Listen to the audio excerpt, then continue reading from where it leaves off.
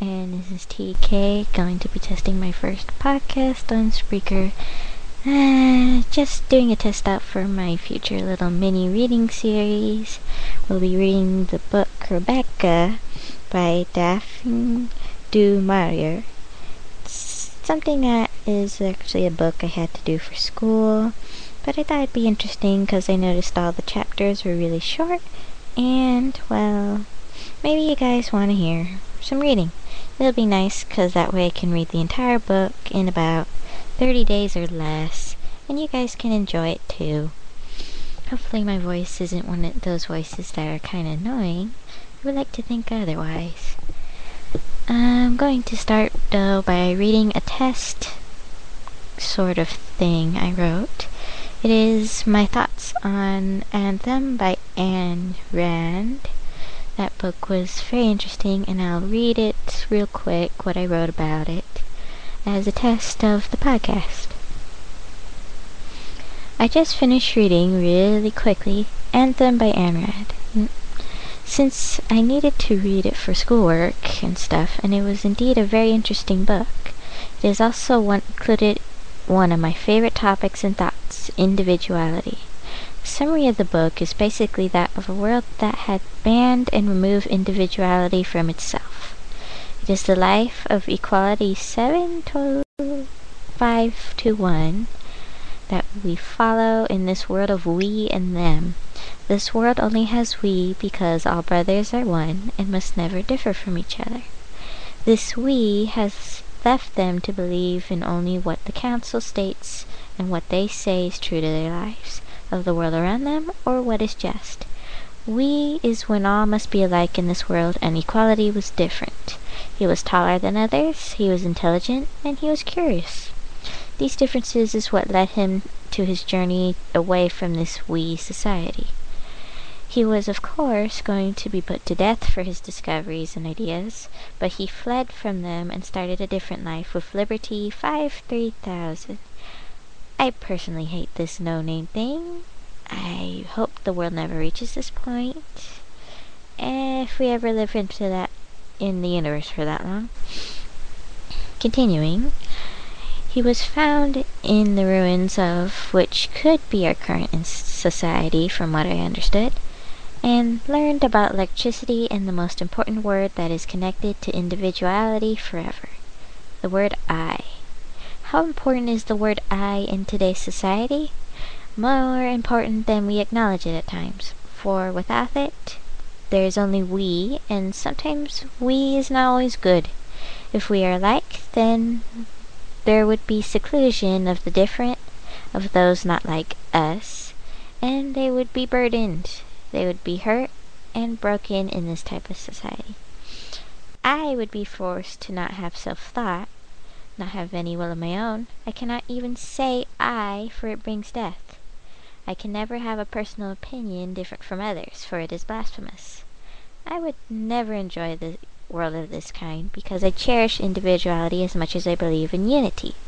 Now, this sounds contradictory, because if there is to say no individuality, then there must be unity.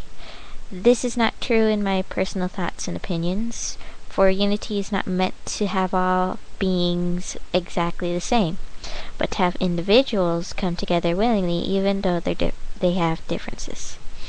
Unity to me defines an idea of all being able to at least attempt to understand these differences of others, and to use those differences to help each other. To see people as individuals, but as also someone they are a part of in a sort of retrospect. I see many differences in people, but also similarities. These similarities are what lets me become a part of someone and them a part of me. For have not all men go through trials, have not all men been burdened? Thus have we not all been through at least one similar situation that allows us to understand all men as individuals? Man has been different for reasons unknown to us, but must we search as to why? When we search for why we are different, we ponder on the fact of indifference, of what the world may be like if we did not have different opinions. Truly, that it may seem peaceful, as a life of no pain, but it is indeed lies. For it is impossible for all men to be the same, for all to think alike, and for all to have the same idea. Our differences is what makes us unique, and thus worth living in this world. If all men were the same, then lives would never be different, and it would be a repeating cycle of the same story again and again. We thrive to continue into something new, to strive on our differences, to be glad and proud of who we are. To me, the most wonderful thing for one to learn is to appreciate themselves for what they are. If you accomplish something, be happy for what you've done. If you've made mistakes, learn from them and let not one of them bother you. If you feel burdened, let the times of peace uplift you in hope of another peaceful day tomorrow. And this is where my written work ends on this particular note. I have some other things I guess I could read to you while I am waiting, and I'm going to open them as soon as I can. Other things I guess I could talk about are what's been going on recently. Life's been very peaceful for me, actually. Things are starting to get back on a more manageable track. Because it was a bit a little stressful earlier. Here's some recent journal thoughts I had on DeviantArt. A thought on sculpting and some other things on my mind. Well, I'm just reading this out loud, so let's continue, since we do have the time for it anyway. Yes, this is probably something I rarely think about, and maybe should not really attempt. But sometimes I wonder what would happen if I ever tried to sculpt something of clay. I've always had some issues with proportions, depth, and certain shapes. Sculpting requires all of this, and it is a 3D and physical figure that actually lets you see shadows and creases. But then again, this is only something you can really get if you're experienced or been through a lot of trial and error. If I ever had the time and money to mess around with this kind of media, I would probably take a picture and share it with my Deviant watchers. You guys mean a lot to me. And I love exploring other media, really. There's so many different types of media I've never touched or just dabbled a little bit, but each one's enjoyable, and sometimes you find something you really like and might want to do on the side to your normal stuff. Let's mention some more about books I was reading. The other book that I have for my schoolwork is Ender's Game by Orson Scott Card. My dad's heard an audiobook about it, and he says it's okay. To me, I'm gonna decide that for myself on what I think about it. So far, and all I know is that it's a sci-fi genre, and that's about it. This particular book, I think, was not for my fear class, but for something else. I'll remember it some other time.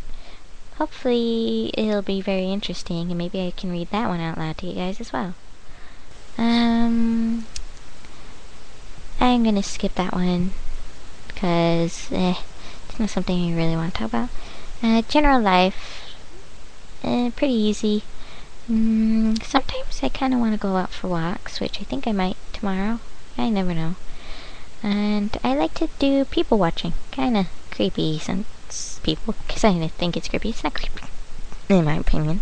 It's just I like to observe people as, creative reactions, thoughts, ideas, expressions. I just like seeing how people interact with other things, and to me it helps me kind of think about how I make my characters interact with their environments. And sometimes I've always wanted to have my characters interact with the people who read my work or look at my drawings. And to me, I slowly want to head towards that particular idea of having people be able to become a part of the story. Because my OC timelines, which has double meaning.